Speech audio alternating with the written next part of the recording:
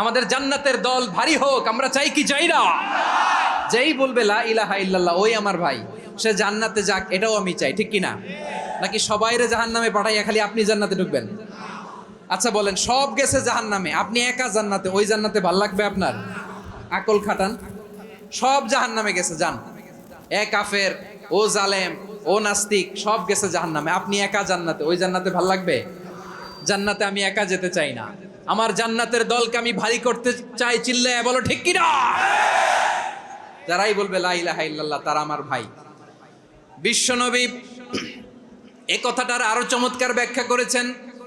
তিনি বলেন, মান সাল্লা সালাতানা ওয়াস্তাকবালা কিবলাতানা ওয়া আকালা যাবিহাতানা ফাযালিকাল মুসলিম লাহু যিম্মাতুল্লাহি ওয়া যিম্মাতু রাসূলিহি ফালা তুখফিরুল্লাহা ফি যিম্মাতিহি।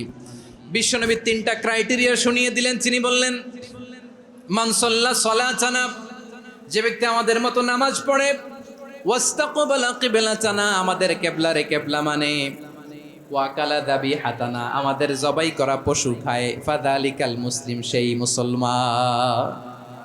সুবহানাল্লাহ। আমার মতো নামাজ পড়ে মানে কি? তার ডিভাইন অ্যাক্টিভিটি আমার মতো, তার ইবাদতের সিস্টেম আমাদের মতো। ওয়াস্তাকবালা কিবলাতানা মানে